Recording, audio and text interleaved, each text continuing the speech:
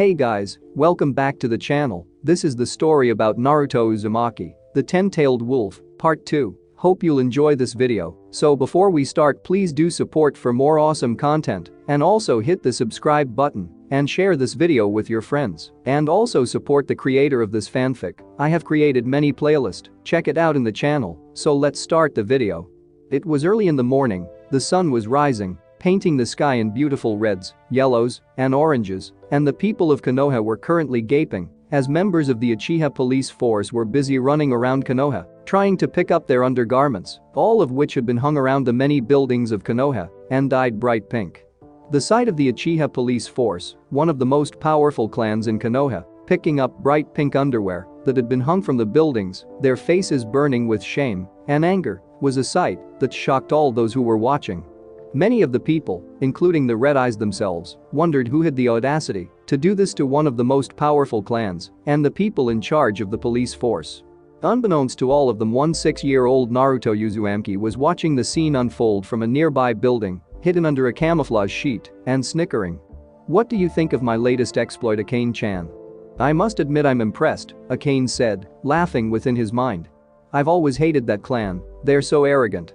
That, and she hated the way they treated Naruto. With his permission, she had watched more of his memories. The Uchiha clan had been one of his biggest detractors, and a lot of the abuse he had taken from the ninja forces had been Uchiha. That had been more than enough to put them onto her shit list. Of course, there were more reasons she hated them, but she wasn't going to say anything about that to Naruto until she felt he was ready for that kind of information. Naruto smiled as he moved into a crouching position and jumped off the roof and into an alley. He threw off his camouflage and hid it in one of the many hidey holes he had created within the village. Walking out of the alley, he bumped into one of the many Uchiha running around, collecting underwear. "You!" the Uchiha shouted, gathering the attention of everyone else there as he pointed at Naruto. "I bet this is your doing, you little D-brat. I'm gonna make you suffer." "And so the chase begins," Naruto thought as he laughed out loud and shouted, "Then you're going to have to catch me." With that, he reached into his pocket and pulled out a small self-made smoke bomb that he threw on the ground, covering the entire area in smoke. "Where did he go? I don't know. I can't find him in this stupid smoke. Damn him. When I get my hands on that brat." The smoke soon cleared, and the group of Uchiha looked around, spotting Naruto as he turned a corner. They soon ran after him, and Naruto laughed as he began giving them a merry chase around the village. Having memorized every single side street, back alley, and sewer tunnel, Naruto knew more ways around Konoha than anyone else and had no compunctions against using them to lead the Uchiha clan by the nose. Looking behind him, he saw the Red Eyes chasing after him, their Sharingan active, as they tried to use it to track him down. He grinned, turning his attention back to what was in front of him, and quickly turned another corner. Several trash cans were standing off to the side, and Naruto pulled out a small red stick with a wick on it.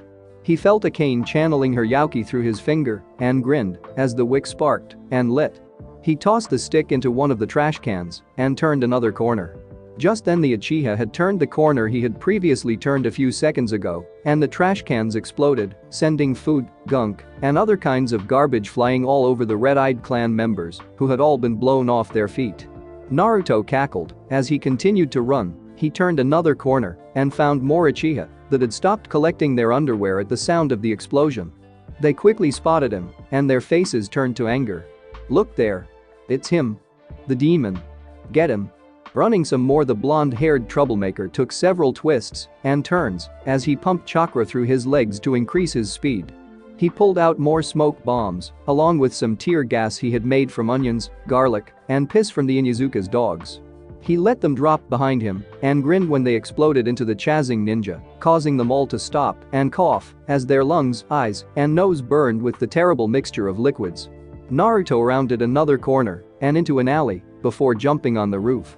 Going through several hand seals, he disappeared in a puff of smoke, using the hinge, or transformation technique, to transform into a young Chunin with brown hair and steel gray eyes. After which he began moving away from the parts of Konoha that had the Uchiha's dyed underwear. "You know, pranking the Red Eyes is starting to get kind of boring. Do you think I should start finding other targets?" asked Naruto. The cane tapped her chin and thought, it may prove useful to prank others, maybe you should begin pranking a clan like the Inuzukas or the Hyugas so that you can practice hiding from people who are good trackers. It was unknown to everyone but Naruto and his inner demons, but the blonde didn't just use his pranks as a means of revenge. They actually had a three-part purpose, the first being to get back at those who had, and still do, wrong him. The second was to train in his stealth, evasion, and espionage skills. And the third was to give himself the persona as a prankster, an attention seeker, thus ensuring no one took him seriously and thought of him as a threat. So far, it has worked perfectly. Of course, just because you're going to select other targets doesn't mean you should stop pranking the arrogant bastards. We both know I would never stop pranking the arrogant pricks, Naruto grinned as he stopped building hopping. He looked around, seeing no one in sight, and figuring he was far enough from the most heavily populated centers of the village, he dropped the hinge, reverting back into his blonde-haired, blue-eyed form. He dropped down from the roof and began to casually walk through the section of the village he was in. They need someone like me to ensure that their heads don't get so big they no longer fit through a door. As he continued walking along, a shadow came up behind him, and an emotionless voice spoke up, "Hello, Naruto-kun. I demand that brat be punished for his transgressions." Sarutobi held back a sigh as he stared at the man in front of him. Fugaku Uchiha was the head of the Uchiha clan and leader of the police force. He had short, black hair and onyx eyes with visible creases below them that were made more pronounced whenever he adopted a stern look like right now. He wore a simple kimono with gray pants which had the clan's symbol on the back. The man was currently trying to demand that Naruto be punished for the prank that had just been played on his clan. Somehow, someone had snuck into the Uchiha compound and in the span of one night had taken and dyed all of their underwear pink, then strung them up on the buildings around Konoha. It was just one of the many pranks that had been played on Fugaku's clan, along with several prominent business owners. "Do you have any proof that Naruto is the one who played this prank?" asked Sarutobi. Fugaku scowled, "Of course I did. He was there at the scene of the crime and ran away when my men tried to apprehend him." "A lot of people were there at the scene of the crime," Sarutobi pointed out, hiding his frayed patience behind a mask of calm. Fugaku had always hated Naruto for holding the Kyuubi. The Uchiha clan had been one of the clans that had suffered the most during the incident, losing nearly one-third of their clan to the Great Demon. Because of that, even though Fugaku knew that Naruto was not the Kyuubi, he still blamed the boy for the fox's transgressions. Also, need I remind that your people had not even bothered to question him, simply blamed him for the prank. Sarutobi had seen the little incident that had caused the chase through Konoha and knew who was really at fault. And we all know how the Uchiha clan has treated him in the past, so it's no wonder he ran when your men attempted to apprehend him and then chased after him. Besides, the old Hokage added, when he saw the man's scowling crease, "Are you telling me that Naruto was good enough to somehow slip past all of the clan members you have guarding your compound?" If possible, the Uchiha clan leader's scowl increased as he found himself caught in the wily old man's trap. If he admitted that his clan was not good enough to capture one child, a child who was also wearing hideously bright orange clothes that were impossible to miss from sneaking in, his clan would end up being the laughingstock at the next meeting, even more so than they would be already for having this prank happen to them in the first place. "No child could ever get past our guards," Fugaku ground out, knowing he had lost this battle. "Then there is no way Naruto could have done it," Sarutobi replied, "but rest assured I will do all in my power to find out who did this." Sending one more scowl at Sarutobi, Fugaku spun around and walked out of the door, slamming it on his way out. The Sandame sighed as he let himself lean back in his chair, one hand absently opening a drawer and pulling out his pipe and some tobacco. He placed the tobacco in the pipe and lit it with a small kaiten, fire release jutsu, absently puffing on it as he thought of this new problem. The mass pranks had only started about 8 months ago, around the same time Naruto had started the academy. Ever since then, merchants, specific civilians, and clans had been hit with a string of pranks, though this recent one was the largest prank by far. He didn't really know who it was, and even though he, like many others, suspected Naruto since he was at every single incident, there was no actual proof that he had done it. Besides, how does a 6-year-old child sneak into the Anbu HQ and paint their changing room neon green? Just then the door opened, and in walked the troublemaker himself. Like always, he was wearing an orange tracksuit with blue on the upper shoulders area as well as up and down the front, a white swirl with a tassel on the left side, a red swirl on the back, a big white collar, orange pants, and blue sandals. Why the boy had decided to pick up such a hideous outfit was beyond the aging Hokage. It was the largest eyesore he had ever seen, almost as bad as Mito Guy's green spandex. Behind Naruto came his most trusted Anbu agent, Itachi Uchiha, who had an amused look in his eyes clearly visible even behind his mask. "Ah, Naruto-kun, I just had a conversation about you," Sarutobi said. "Was it about how you're finally ready to give me that hat, Aja-san?" asked Naruto in a very loud, very obnoxious voice. "No, I'm afraid not," Sarutobi puffed on his pipe. "You see, there was a recent prank with the Uchiha clan recently." "Ano-sa, isn't it your family Itachi Nai?" asked Naruto, looking up at the weasel-masked Anbu agent. "Yes, it is Naruto-kun," said Itachi, a smile hidden by his mask. "So what happened to them?" asked Naruto. "It seems someone snuck into the Uchiha clan compound, stole all their underwear, dyed it bright pink, and then strung it throughout Konoha." Sarutobi was suddenly interrupted by a shout of "Awesome" from Naruto. "You wouldn't happen to know anything about this, would you, Naruto-kun?" he finished. "Eh? I saw all the pink underwear, if that's what you're talking about." Naruto scratched the back of his head as his eyes took on a squint that made him look like a fox. "But you have no clue who did it?" pressed Sarutobi. "Of course I do," shouted Naruto, raising a fist into the air and shaking it right before a dumb look crossed his face. Where is the Uchi red-eyed compound again?" Sarutobi pinched the bridge of his nose at the sheepish and stupid look at the blonde's face. "Never mind. You're supposed to be at the academy anyways, Itachi, see to it that he gets there." "Of course, Hokage-sama," Itachi bowed before placing a hand on the young blonde's shoulder. "Come along, Naruto-kun, time to go to the academy." "Aw, but the academy is so boring," whined Naruto as they made their way out, leaving Sarutobi to contemplate just who was pranking his village.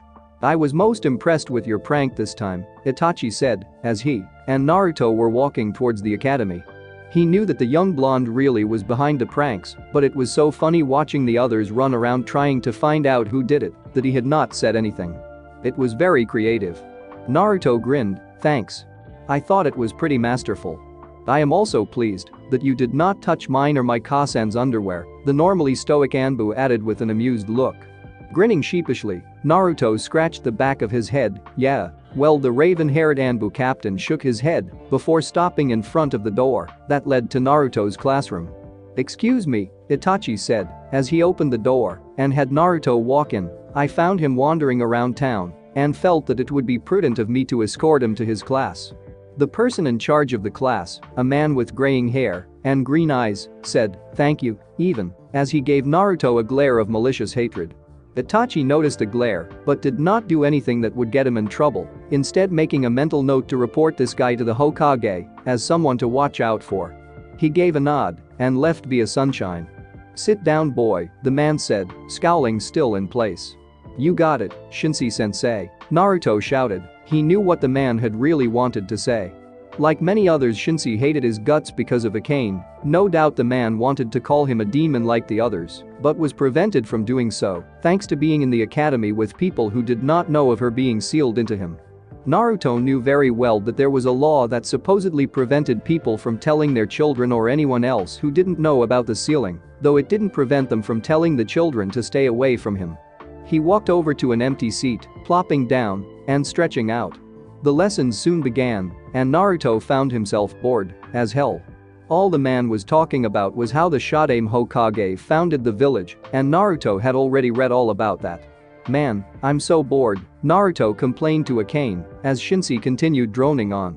"Well, we could always come up with a prank to lighten up the moment," Akane suggested. Maybe. Naruto looked around at all of the students. They were all 2 years older than him. Very few academy students ever entered at the age of 6 anymore, since they were no longer in a time of war, and the previous loss of shinobi from the Kyuubi attack had been filled for the most part. The civilian council had made a new law that essentially cut the shinobi academy down by 2 years. Now most academy students didn't start until they turned 8. "Uzumaki?" Shinsei yelled, smirking at seeing him not paying attention. "Since you don't seem to like paying attention, you can leave." "What? But I am paying attention," Naruto shouted as he stood up and jutted his chin out with a stubborn look. "Oh, then when did the first Hokage found the village?" The day he founded the village, of course," Naruto shouted, scratching the back of his head. Shinji smirked as the class laughed at Naruto, who was scowling. "Obviously you're not paying attention, and until you do I will not have you in my class." He may not be able to be so blatantly unfair that he would draw the attention of the Hokage, but he was more than capable of doing something like this. Naruto scowled before walking out the door and slamming it shut. As soon as he passed the threshold for the academy he grinned, "Thank God, I really didn't want to be in there anymore."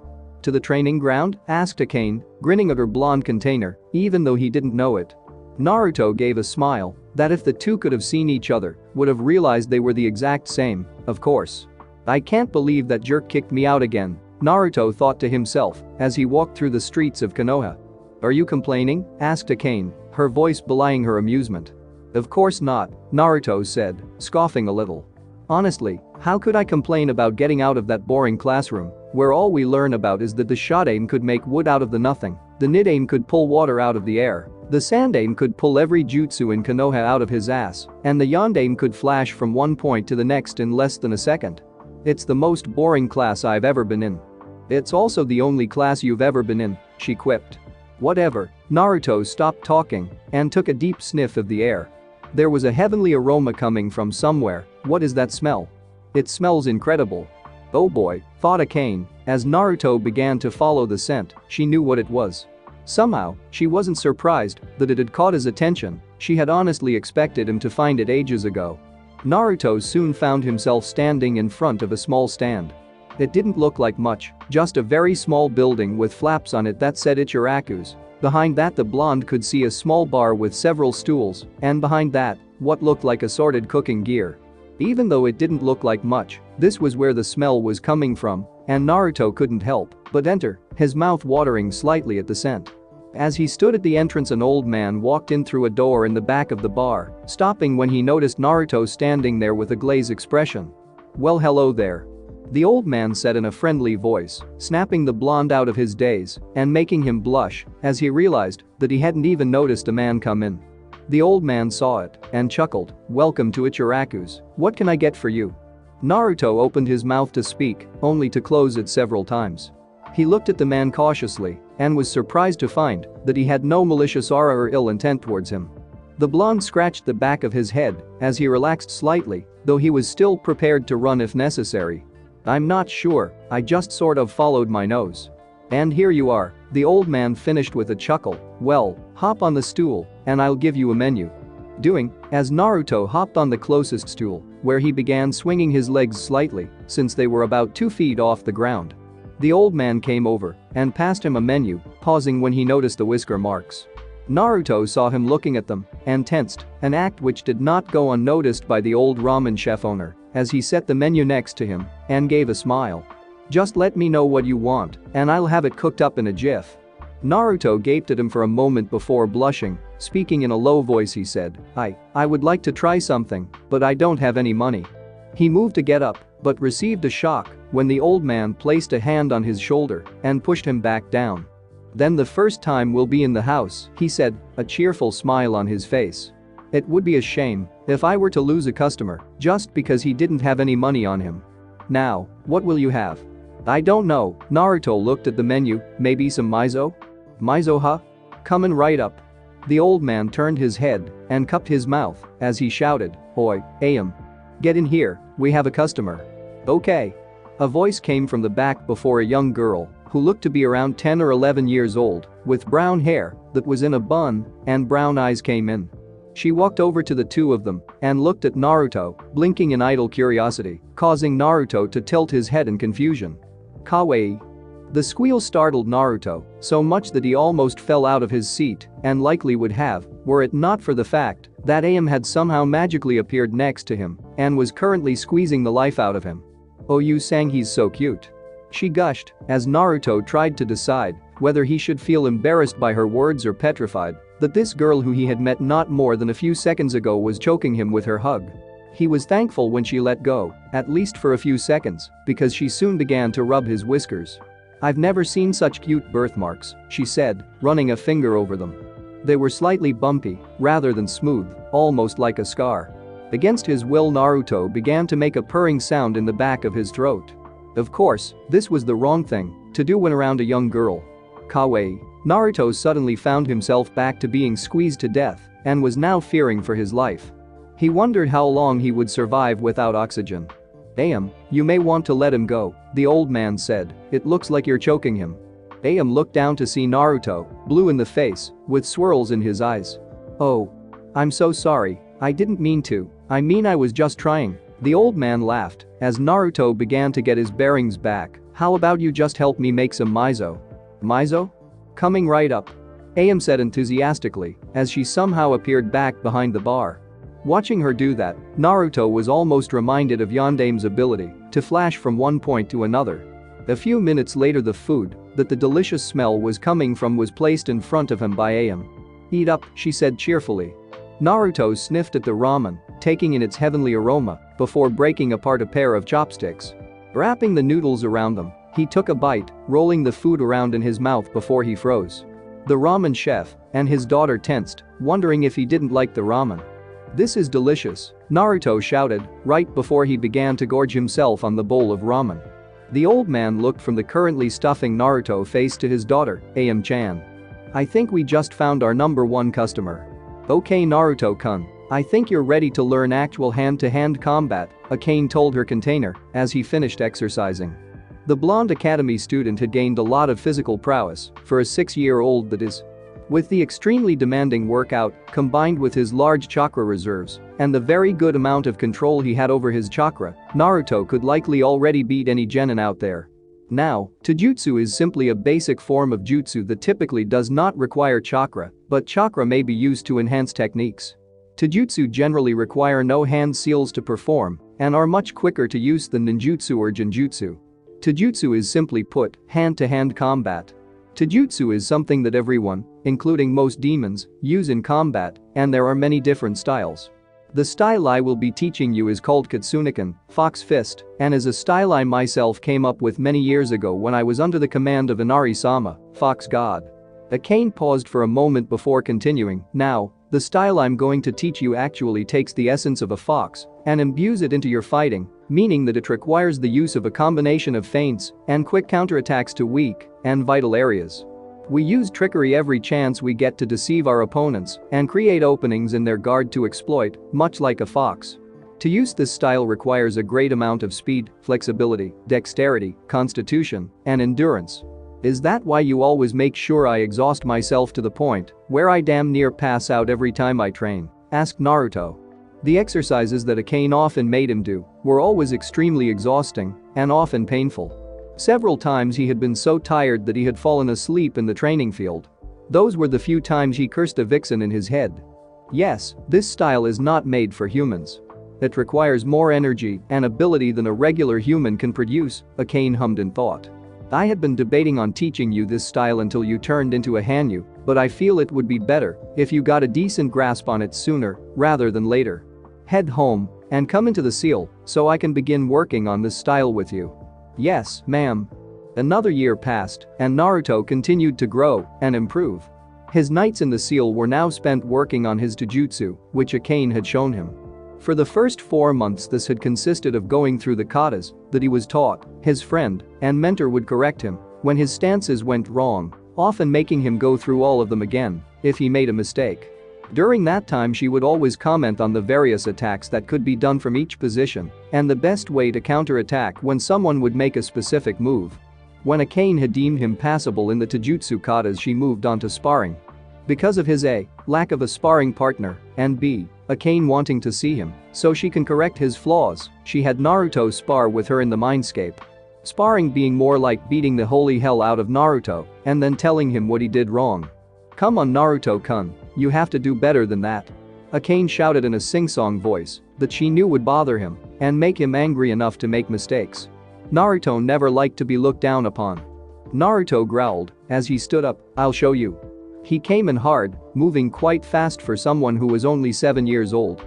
However, that was nowhere near fast enough to catch her off guard. As Naruto moved and he aimed a claw swipe at Akane's midsection. This was met with the redhead using a hand to subtly shift his attack away from her, while at the same time using her other hand to launch a fast strike that caught the blonde in the solar plexus. Naruto gasped and likely would have flown back several feet and landed on his back, but a cane had grabbed his left wrist and pulled him before he could get away.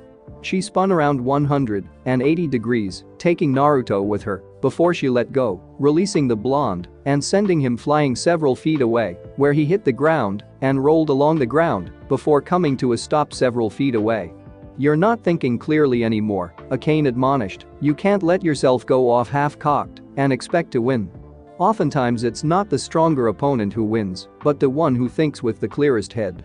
"Right," Naruto winced as he sat up and rubbed his chest. "Sorry. Don't apologize, just get back up and start again, this time with a calm mind." Naruto took a deep breath as he stood up. His legs felt a little wobbly, but he managed not to fall over. Looking up at his opponent, he saw her standing there with the same smirk she had on every time they spared. "Okay, here I go," he breathed right before charging at her. He came in with several high-low claw strikes that were aimed at the vital points in the human body: septum, larynx, clavicle, solar plexus, floating ribs, radius bone, inner thigh, and several other areas of weakness. When using this form of Tajutsu, it was necessary to have intimate knowledge of the inner workings of the creature you were fighting.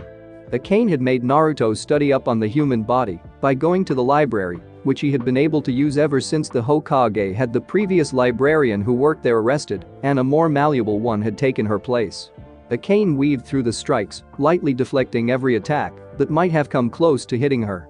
She was impressed with how good Naruto had become in just under a year. It showed just how determined and intelligent the blonde really was. She almost felt it was a shame that he had to hide it from everyone else. "Oh well, their loss. Not bad, Naru-chan," a cane teased before lashing out with a soft edge strike to the throat. It was so fast that Naruto hadn't even seen the attack before he was on his knees, wheezing as he tried to take in a breath but couldn't due to having his throat temporarily closed from the strike. A minute later he was on his back again, in a slight daze after his nose had a meeting with a cane's knee. "I think that's enough for now," a cane said as she walked over to where he had landed after her strike. "It's been about 2 hours non-stop fighting, you're improving well." Naruto blinked several times in an effort to get the stars out of his eyes. He sat up a few moments later and looked at a cane. "How strong do you think I'll be when I graduate?" he asked. "It's hard to say," said a cane, sitting down as her tail spread out behind her. "On pure power alone, you'll be able to beat any jonin you ever run across, maybe even a Kage, though you won't have the experience that they do." That was something she would need to help him with. Sometime soon she would have to help him with his first kill. But that was for another time. "And speaking of graduating," she paused and took a deep breath. "I think you should fail your first 2 years." "What?" Naruto gave her a shocked wide-eyed look. "Why?" "Because we need people to believe that you're not a threat until I can change you," she said. "If people saw what you were capable of right now, and if you graduated too soon, they would assume you were dangerous and it could get out of hand." "Well, how long will it be until you change me?" "I need my Yokai to fully integrate into your chakra coils, so I would say about 5 years." A cane looked thoughtful for a moment and nodded. "Yes, 5 years should do it." "So when I'm 12 then?" "Yes." Naruto thought about what she was saying. He really didn't want to wait 2 extra years to graduate. "But fine," he said, "I understand what you're saying, I'll wait." "I'm sorry, Naruto-kun," she told him, placing a hand on his left leg, "but at least this way you'll also be with people your own age." "You know that doesn't really matter to me," he told her as he grabbed her hand and began to play with her fingers, an odd habit he had never gotten out of when he was younger, and she used to tell him stories. "You're the only person I care about." The cane felt herself blush. Why does he always have to say the sweetest damn things, and so innocently too? She had never been in this situation before and had no clue why she was acting this way. Could I really be? She wondered, but quickly shook her head. He's just a kid, there's no way I could be in love with a 7-year-old boy. But if that were the case, why was it that her heart would flutter every time he cuddled up to her when they were done training? Why was it that she couldn't get him off of her mind? "Maybe I do feel something," she admitted as she looked down at Naruto, who was staring around her cell with a frown. "But he's too young right now. While I don't really care about age, he wouldn't even understand the concepts of a relationship for several more years. I'll wait and see what develops when he gets older, much older." "Is something wrong with Naruto-kun?" asked a cane. "Yeah," Naruto's frown continued as he looked over at her. "I was just looking around the mindscape." I've been thinking about this for a while, and I don't like how bleak it is. Is there a way to change it? Ayakane paused and looked at him curiously, tilting her head. I don't know, very few beings can actually use powers that affect the mind, and even fewer can access their mindscape. Even most demons are incapable of accessing their mind. It's a very rare skill, the only reason you can do it is because I'm sealed inside of you. I see, Naruto thought for several moments as he looks around. Nodding to himself, he closed his eyes and began to concentrate. Ayakane looked at Naruto oddly and opened her mouth to ask him what he was doing when she saw something that shocked her. From the point where Naruto was sitting, a ripple was spreading out, and when it left, only white could be seen. In only a few seconds, the knee-deep water, the cage, the dark craggy walls, and the barely illuminated landscape was gone. In its place was nothing more than what could be considered a white space, where there was no difference between the floor, the walls or the ceiling, and the entire area just seemed to go on. Ayakane actually felt slightly queasy just looking at the white area that seemed to give no sense of direction. Another ripple soon spread out from Naruto, however this one left green in its place. Not just green, Ayakane realized with shock, but grass. Lush-looking green grass a few inches tall, it spread out from underneath Naruto and began to encompass the floor. Starting from a point above her, blue began to spread out along walls and ceiling. Where the walls and ceilings had previously been was a light blue sky with a sprinkling of clouds and a bright yellow sun. Trees and other foliage soon began to sprout up from the ground, covering the area to create a forest. The entire process only took several minutes. Before Ayakane could marvel at what just happened, a soft gasp of breath alerted her to Naruto, who was laying on his back looking exhausted. Sweat marred his bar, and he was breathing heavily, as if he had just done one of the workout routines she had given him. Crawling over to the blonde, Ayakane sat back down and crossed her legs, bringing Naruto's head into her lap, where she began to play with his hair. You do know what you just did is impossible, right? She said, grinning to hide the surprise she herself felt from seeing what had just transpired. No one without mind powers should be able to do what you did. Perhaps I have mind powers, and you just don't know it, Naruto smiled as he sighed in content as Akane's fingers lightly raked over his scalp. Closing his eyes, he leaned into the redhead's touch. No, she looked at in amusement, the only clan that received the powers of the mind are the Yamanakas because of the service they gave to Kami several hundred years ago, and the Rikudo Sennin who had done the gods a great justice and was rewarded with the Samsara eyes. And I don't have mind powers, so there is no way I could have passed them on to you. Perhaps I'm just awesome then. Ayakane laughed, perhaps you are. Her eyes softened a tad as she looked at him. You're exhausted, get some rest, I'll take care of you. Okay, Naruto said with a soft yawn. Night. Good night, Ayakane whispered as Naruto went out like a light. That entire night she watched him as he slept, gently running her hands through his hair. Sarutobi looked at the young blonde who was like a grandson to him, giving him a sheepish and slightly ashamed look. Naruto-kun, he said exasperatedly, this is the second time you've failed. I'm not sure what to do anymore. It wasn't my fault, Dedabeo, Naruto shouted loudly enough that the windows rattled and Sarutobi had to cover his ears. It was that stupid Kimiko. He hates me, he always sends me out of class, and he never lets me participate in any of the activities. He hates me. Naruto-kun, Sarutobi said with a disappointed look, teachers go through several tests to ensure they do not show any favoritism or refusal to teach another student. Perhaps if you actually took your studies seriously and not skipped class so much, you wouldn't have failed. Naruto scratched his head for a moment before giving him a sheepish look. I'm sorry, Aji-san, I really did try. Class is always so boring. I don't care when whatever law for lumber was made. I want to learn to be a ninja. The look the aging Hokage gave Naruto was a look between exasperated and amused. Naruto-kun, if you want to be Hokage, then it is important to learn these things. A Hokage isn't just a fighter, he is a leader, and it is his job to make decisions that affect the entire village. He gave the sheepish-looking blonde a serious stare, understand? Of course I do. Naruto shouted, I promise, next time, I'll pass for sure. Then you'll have no choice but to hand over that hat, Aji-san. I'm sure you will, Sarutobi said with a humoring smile. He watched as the excitable blonde ran out of the door and sighed, wondering just what he was going to do with that child. So what should I do now, I wonder? Naruto asked himself. It was summer, and he had just failed the academy for the second time like Ayakane wanted him to. He was now 8 years old and would be placed with the kids his age next year. That meant he had an entire summer with nothing but training and pranks lined up. Actually, there's some place I would like you to go, Akane said, interrupting his musings. Before he could ask the obvious question, the demoness spoke again, going behind the Hokage monument. It should be somewhere around there. She had decided that he was old enough to learn of his heritage. She had been working with him for a long time now, and he had grown a lot. She was positive he was mature enough to handle it. Okay, Naruto said, turning around and beginning to head in the opposite direction.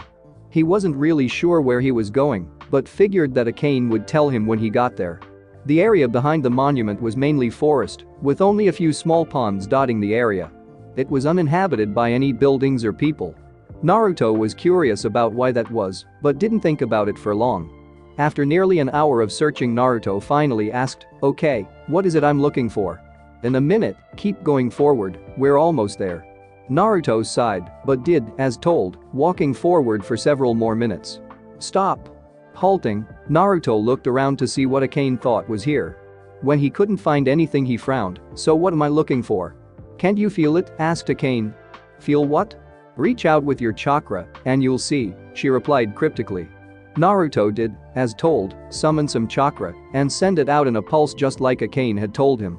When he did, the blonde saw an odd shimmer in the air, a wavy form similar to what one would find in the summer heat. "What's that?" asked Naruto, curious since he had never seen something like that before. "A Jinjutsu," Akane answered. Jinjutsu are techniques that are employed in the same fashion as ninjutsu, requiring chakra and hand seals. However, the primary difference between the two is that the effects of Jinjutsu are illusionary. Instead of attacking the victim's body, like Tajutsu or ninjutsu, Jinjutsu techniques manipulate the flow of chakra in the victim's brain, thus causing a disruption in their senses. "I know what they are, you know," Naruto said with a pout. "You did explain them to me." "Right, sorry," Akane said, looking a little sheepish even though Naruto could not see her. "So you want me to dispel it?" "Yes, do you remember how?" There are several ways to dispel a Jinjutsu. The first is to cut off the flow of one's chakra and then release the chakra in a greater amount than the Jinjutsu required. And the second is to cause physical pain to yourself to disrupt its flow. "Very good," Akane said. "However, that won't work for this one. This Jinjutsu is an area-wide Jinjutsu that has likely been here for several years, at least 8. So how do I dispel it?" "You can't, you lack the finesse to dispel something like this," Akane said, smirking as she waited for him to get the answer. Naruto scowled. "Then why are we?" He stopped as the answer came to him. "You can dispel it, can't you?" "Excellent job." "Yes, I can dispel it."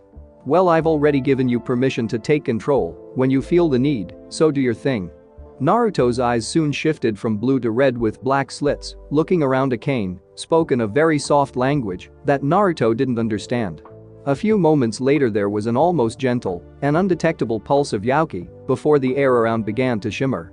A few feet away a decent-sized 2-story house appeared in front of them, wavering in front of them like a ghost before it became solid. "Where are we?" asked Naruto. "What is this place?" "Go in, and you'll find out." Naruto frowned. Akane was being really cryptic today. Normally, she would just come right out and tell him what was going on. He decided to think about that later and just go in to get his answers. As he began to walk towards the house, he examined it in more detail. It was a fairly nice-looking house, made of a combination of brick and wood. Right in front of it was what looked like it had at one point been a flower garden of some kind, but it overgrown with weeds and other forms of flora. Aside from that, the house was very nice. "Hey Akane-chan, how did you know this house was here?" asked Naruto as that particular thought occurred. She seemed to know her way around Konoha pretty well, considering she had been more busy destroying the village than observing it. "You don't think the day I attacked was the only other time I've ever been to Konoha, do you?" asked Akane, sounding amused. Naruto frowned. "So you've been in Konoha before? How come no one ever saw you?" "They did, they just never noticed who I was. As you've obviously seen, I don't always look like a giant 9-tailed fox." Naruto blinked in surprise at that, before remembering she was likely in her human form when visiting. "So when were the other times you had come to Konoha?" "Actually, I was here before Konoha was ever built," she told Naruto, shocking the blonde. "I, along with the 8 other Bijuu, were sent here by Kami to complete a task. When we accomplished that task, Kami gave us our own lands to look after." Being the strongest of the 9, and a being of fire, I was given Hai no Kuni, the nation with the largest amount of land, to look after. It was our job to protect and act as the guardian of the lands we had been given, and we did so for nearly 1,000 years. The one you know, as the Shodaime Hokage, had actually come to me to ask for permission to settle on this land. I was there at Konoha's founding. Wow, Naruto's mental voice held an odd tone to it, causing Akane to snicker. The blonde frowned a moment later. Wait, so why do people think the Bijuu are nothing more than monsters? Akane was silent for a moment, then she sighed, as she thought of how best to explain this particular piece of history. Times change, Naruto-kun, she said softly, deciding to be upfront with her knowledge. People change. Over the years humans began to fear the power of us Bijuu. They tried to capture and subdue us out of that fear. I remember hearing about Ichibi no Shukaku, one-tailed tanuki, getting sealed in a tea kettle, and Nibi no Nekomata, two-tailed cat, getting sealed into a shrine. One by one all of the Bijuu became sealed away because our powers were so feared. All but me. Of course, you can only seal a Bijuu into an object up to the Yonbi. Akane could almost feel Naruto's amazement at her story and would have smiled had the story not depressed her. When the Gobi was sealed, humans soon began to realize that they could use the power of the Bijuu as weapons. It was actually the Rakubi no Raijuu, six-tailed weasel, getting sealed into a human, and that human using its power to destroy a neighboring village that caused what you call the First Great Shinobi War. Whoa, Naruto muttered, stunned at hearing the true reason for the First War. It was much different than what they were taught at the academy. It was much cooler too, in his opinion anyway. Anyways, I'll tell you some more later. For now, you need to go inside the house. Standing in front of the door, Naruto looked at the doorknob with a frown. There were several weird squiggly lines on the knob that reminded the blonde of the seal on his stomach. Akane noticed what he was looking at and made to reassure him. Don't worry about those seals, Naruto-kun. Place your hand on the doorknob and it should open. Okay, he reached out with a hand and grasped the doorknob. However, the moment he did, Naruto began to feel weaker. It was with a start that he realized the door was sucking out his chakra. He tried to pull his hand off, only to find that it was somehow stuck. Placing his other hand on his wrist and a foot on the door, he tried to pry it off to no success. Calm down, Naruto-kun, Akane said, trying to keep the blonde from hurting himself. It's just taking the amount of chakra you need to open the door. As she said this, the door stopped pulling on Naruto's chakra, and there was a soft click signifying the door was unlocked. Naruto stared at it wearily before, with some prodding along from Akane, he opened the door. The first room he stepped into looked like some kind of living room. The area was carpeted with thick, rich-looking carpet. On the farthest side away from him was a fireplace, with a glass coffee table next to it, and several couches around it. There were a few pictures of a man with spiked golden blonde hair that looked very similar to his own, and a beautiful red-haired woman hanging along the walls. Despite no fire going, and no one having lived in here, which was obvious from the several layers of dust that covered the furniture, it gave off a very homely feel. Akane-chan, whose house are we in? Asked Naruto as he walked around the room and looked at all of the pictures. Each one held either the golden-haired man or the red-haired woman. Some had the man standing with what Naruto could recognize as a squad of genin, a boy with spiky silver hair, another boy with spiky black hair and goggles, and a young girl with triangle markings on her cheeks. There were pictures of the man with another man who had long, spiky white hair and was wearing red kabuki clothes. There were pictures of the redhead standing with a squad of Anbu who all had their masks off, or having her with her own squad of what looked like genin, even if the little black-haired child looked far too young to be a genin, and pictures of the man and the woman wrapped around each other. Naruto didn't know why, but he felt like he should know these too. Akane sighed as she sensed his thoughts. Naruto-kun, why don't you go up to the second floor, enter the last door on the right, and then enter the mindscape? Naruto raised an eyebrow. A part of him just wanted her to answer his questions. Why did he feel like he should know those people in the pictures? Why did he feel like he had finally come home when entering this house, despite having never been here before? And why did Akane seem to know where to go in here? However, he knew her well enough to know that until he did what she told him to, Akane would not budge. He followed her instruction, walking through the door in front of him and into a hallway. He turned left, since that was the side with the staircase, and walked towards it, and then up the stairs, absently taking note that there seemed to be a basement since the stairs led down, as well as up.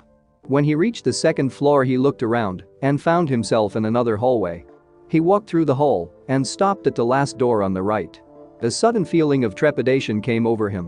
What would he find on the other side of this door? Why did he get the feeling that he was standing on the threshold of some life-changing moment?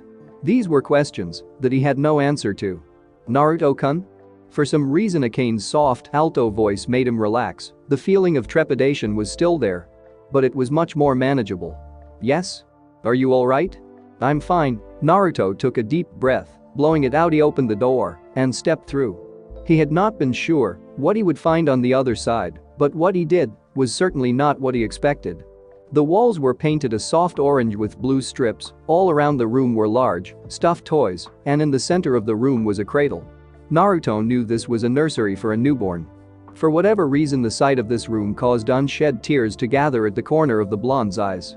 What is this place? Naruto asked Akane. Why have you brought me here? This was going to be your room, Naruto-kun, Akane said softly. Naruto's eyes widened. What? Come into the seal, all will be explained. Within the seal Naruto found Akane sitting over by the lake he had created. Her knees were drawn up to her chest, arms wrapped around her legs, and her head resting on her knees. When she saw Naruto she moved into a cross-legged position as he sat in front of her. She sighed as she saw the look he was giving her. It was a slightly confused look of trepidation, like he knew she was keeping something from him, and all the trust he had placed in her had been misplaced.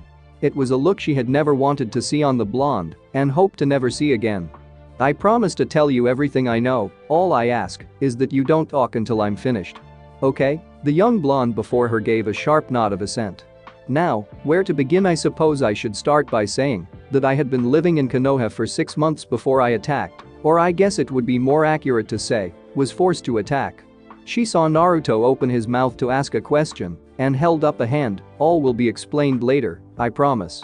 When the young blonde closed his mouth she continued, every decade I would head out of my home, a secret home I had built many centuries ago that no one other than myself can even reach, much less enter.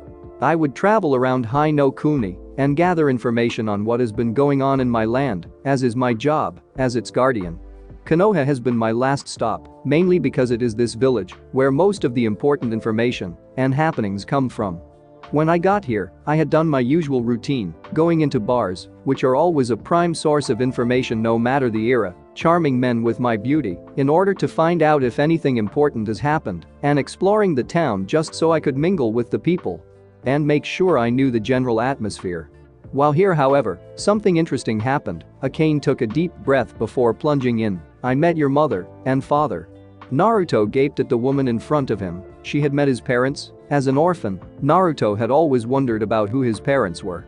The matron had told him that they had left him because they didn't want a demon for a son. The old Hokage had told him that he didn't know who his parents had been, even though Naruto could tell the man was lying.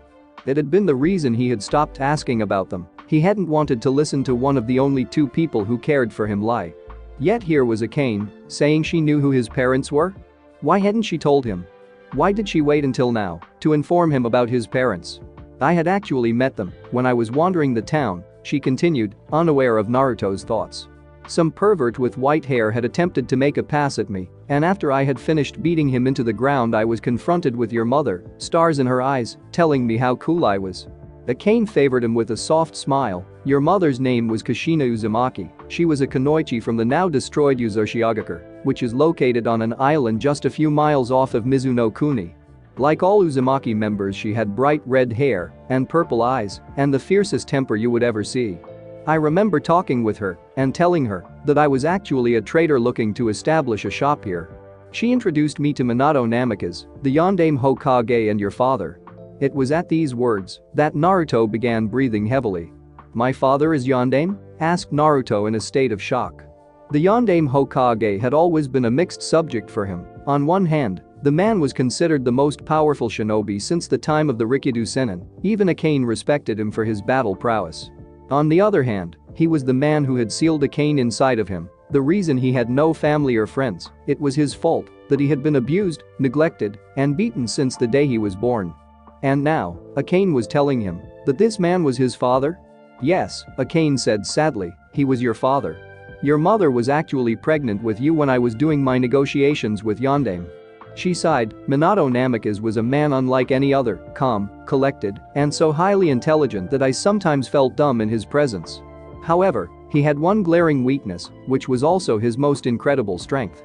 His trust in others. It was this trust that made him decide to seal me into you when I went on a rampage. I see it was all he could think of to say. Never in a million years would he have suspected something like this. Of course, now that he thought about it, what she was telling him made sense. Like just why out of all the possible children that could have been chosen to hold a cane, he was the one picked. What better person to hold such power than one's own son? There was also Naruto's looks. He had always noticed the similarities between himself and Yondaime. In fact, he was surprised that he hadn't recognized the man in the pictures downstairs. Granted, he had been more focused on the house itself and wondering why the place felt familiar, but he should have recognized the man. Ever since he had first seen the picture of the man in the Hokage's office, he had seen the similarities, but he had written it off as a coincidence. After all, who would be willing to do something like seal a powerful demon inside of your own family? He grit his teeth as he felt tears leaking out of the corners of his eyes, doing his best to hold the flood of tears that threatened to overwhelm him. He had never cried before, not since the beating he had received that sent him to a cane. No matter how bad things had gotten, he had refused to shed tears, and he would not do so now. Just as these thoughts came to mind, he found himself wrapped up in a delicate hug as a cane let his head rest on her bosom.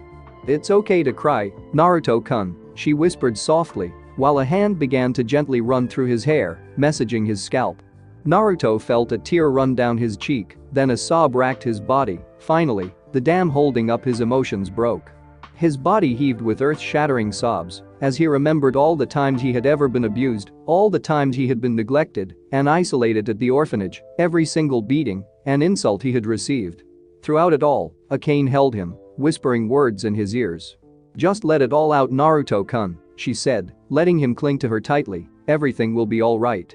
The amount of time Naruto cried was interminable. Time meant next to nothing while within the seal. Eventually, his tears ceased and his body stopped shaking. He slumped against a cane, whose only response was to hold him tighter.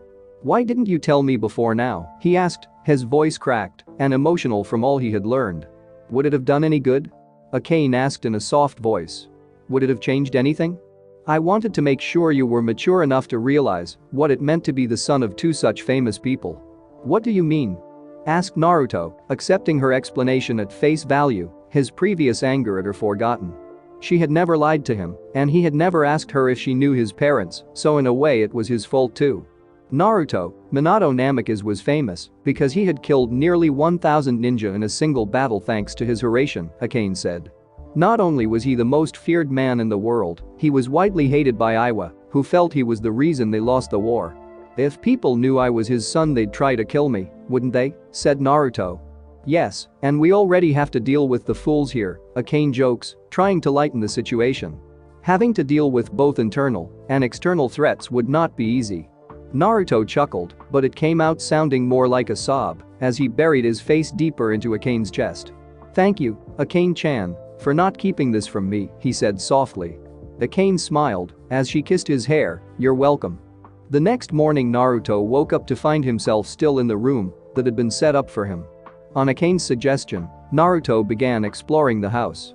The first two floors weren't much. The first floor held a kitchen dining room, the living room he had entered from, and an office. The second floor was just filled with bedrooms, 3 guest rooms, the 1 baby room, and the master bedroom. They were all well furnished with nice, albeit out-of-date, and dusty furniture. It was the basement, however, that drew Naruto's attention. The entire basement was, in a word, gigantic. Larger than the house that sat on top of it, the basement consisted of 3 floors. The first floor contained a dojo. The room was just a large flat mat with a large mirror on the far wall. All along the walls, ceiling, and floor were those odd-looking lines. "Those are seals, Naruto-kun," Akane told him as he stared. "That's one of the things we'll be learning about here." Naruto nodded as he explored the next 2 floors down. The second basement level was an armory. It was filled with racks on racks of weapons, many of which he didn't recognize, but Akane pointed several out to him. "That sickle with the metal chain and iron weight at the end is called a kusarigama. The long staff is called a bow staff. Oh, and those little dagger-like weapons are called jut." "What about those ones in the case?" asked Naruto, referring to the tri-pronged kunai in the glass case. They were bigger than the average kunai, with a wooden handle that the blonde noticed had more of those seals on it. They were mounted in a glass case that was hung on the wall at the far end. There were nearly 100, as far as Naruto could count. "Those were the special weapons that your father designed his most prized jutsu with," Akane said.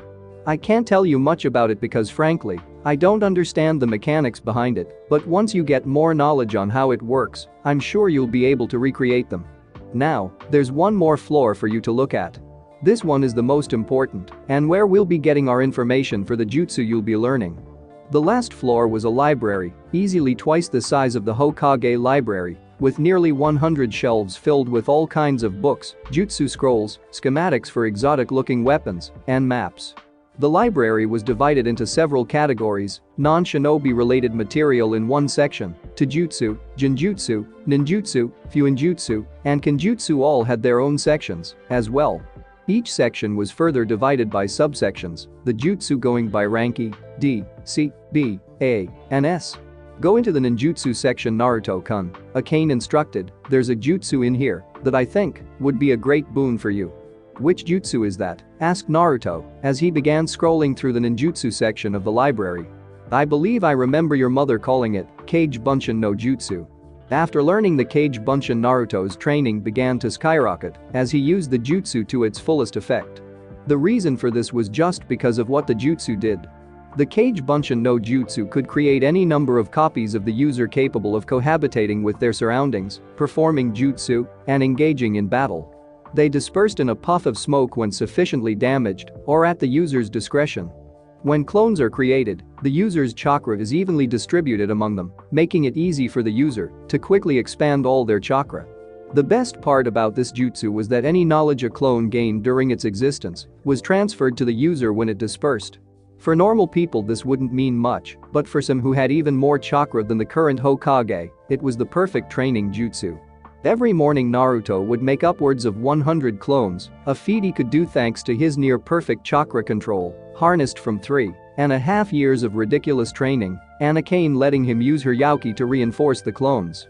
He would divide them into 3 groups, an elemental manipulation group, a Fuinjutsu group, and a chakra control group for his ever-increasing reserves. His chakra control was more a matter of maintaining control as his chakra continued to increase.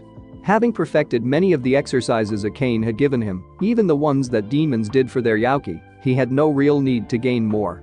The only control exercises he couldn't do were the ones that required what the blonde jokingly referred to as Bijuu amounts of chakra, meaning up to 5 taels worth of chakra.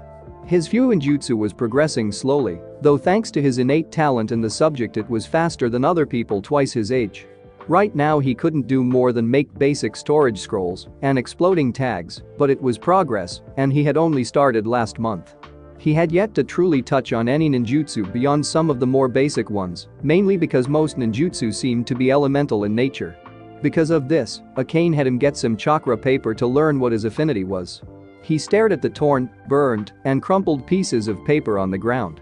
The reaction he had gotten was not expected, having literally shredded itself to pieces before several pieces burst into flames and the other half wrinkled. "So, fire, wind, and lightning then?" asked Naruto unsurely. "Yes," Akane said, also staring at the paper, though she had more glee than shock. "It looks like you have 3 elements, strong ones too. I would suspect your main element is wind, since it was the one that showed up on the paper first. Your father was a wind element, so it's not surprising. The fire you got from me, being a being of fire, and all that. And the lightning? Your mother, though it is surprising since her main element was water." Akane shrugged, but she did have a small lightning affinity, as well. The first element they trained in was wind, being Naruto's main element. The first step had been to split a leaf using his chakra. It was a little difficult, but thanks to his clones, he had managed it within the month. The key, Naruto had learned, was to imagine your chakra as 2 sharp edges grinding against each other. It was after he had accomplished this that Akane spoke of her plan to give Naruto some experience as a ninja. "Naruto-kun, I think we're done for the day. Head on home and get into the seal. I take it, you have something important to tell me?" Akane only ever asked him to come into the seal if she had something important to talk to him about. Her simple yes confirmed his thoughts. "All right. Naruto shouted, getting the attention of his cage bunshin. It's time to head out, begin dispelling yourselves in groups of 5 every 5 minutes. He had learned from experience that if he had them dispel all at once it would knock him out cold from an overload of information. When there are only 3 of you left, place all of the scrolls back into the house. The clones saluted and began dispelling.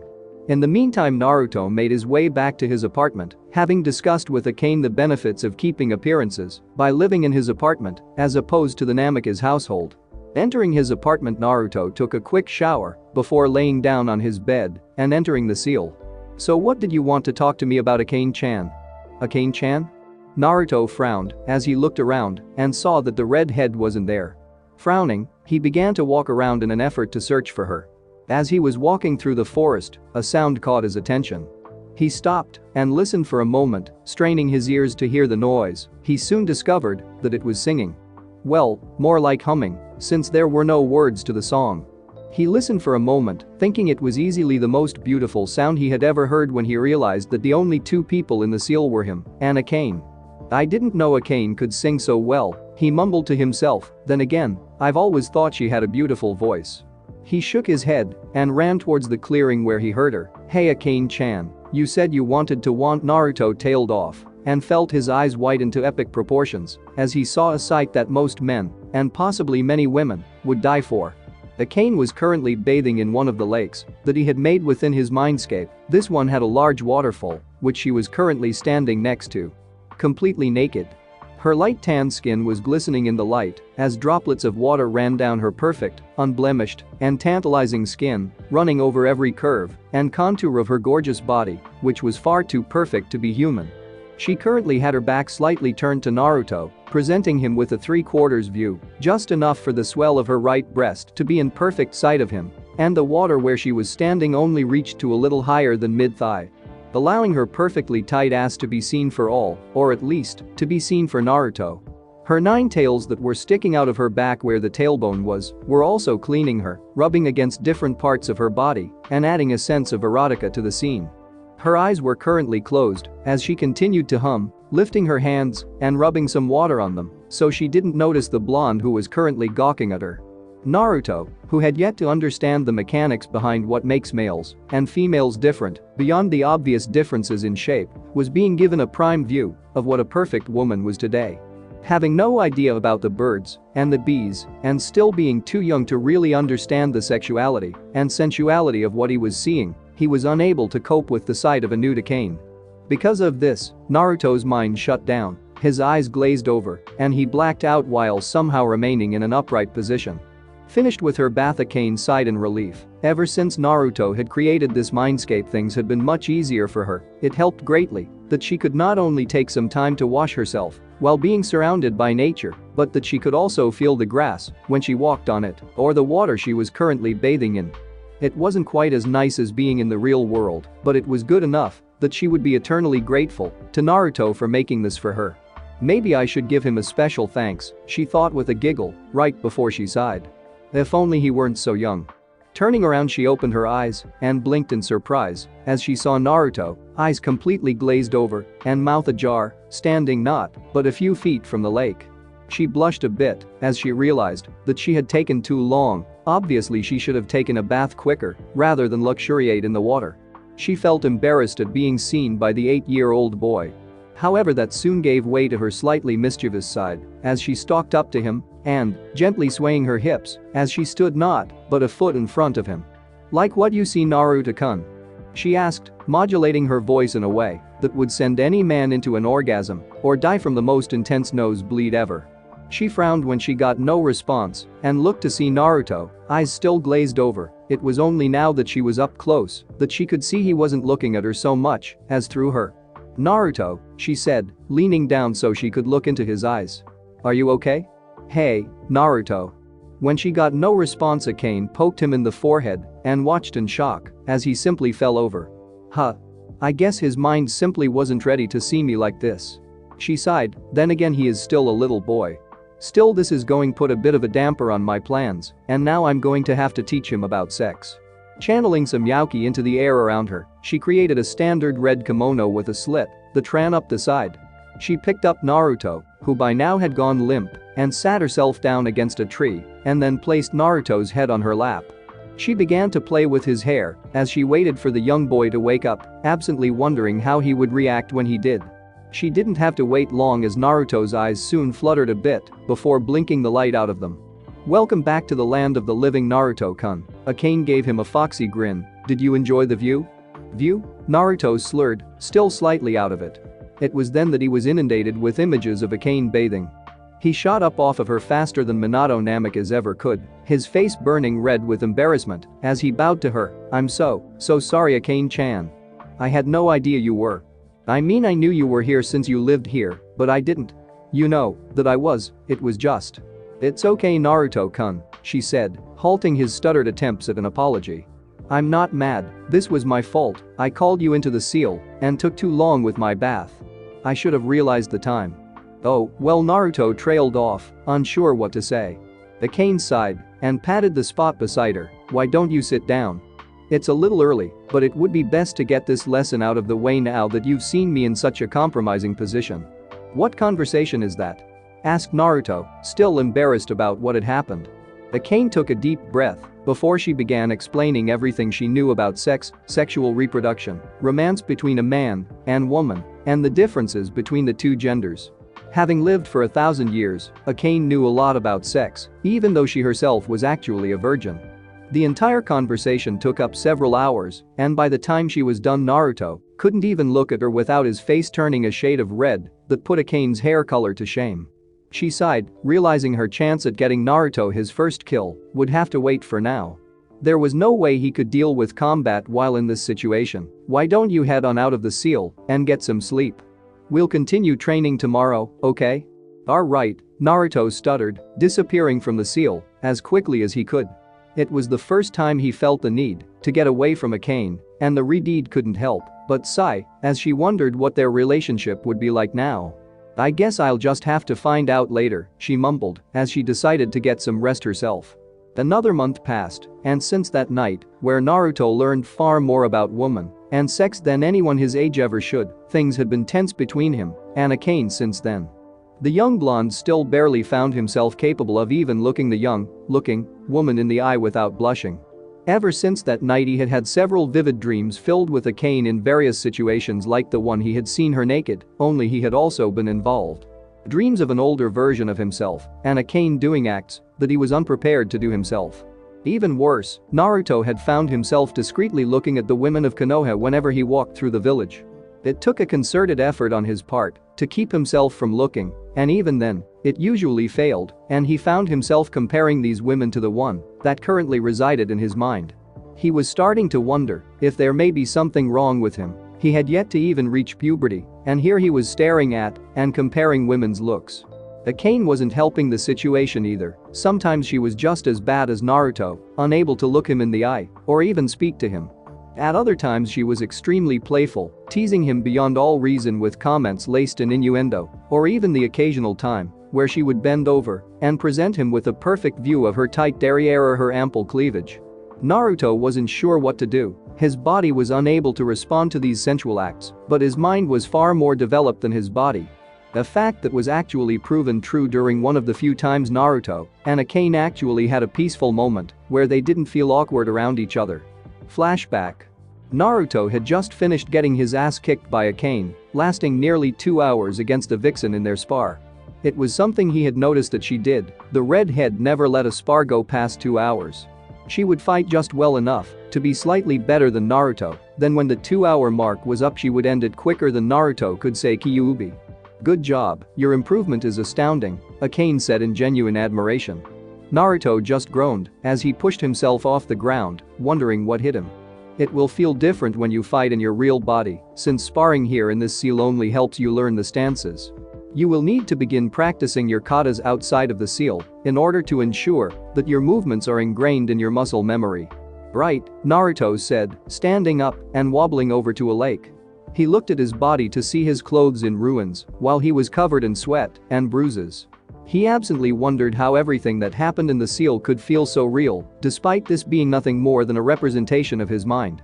Shrugging the thoughts off, Naruto knelt down and began to wash his face off, splashing the water onto his face and rubbing vigorously.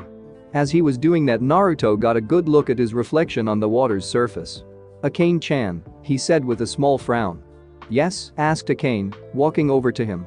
"How come I look older in my reflection than I do in real life?"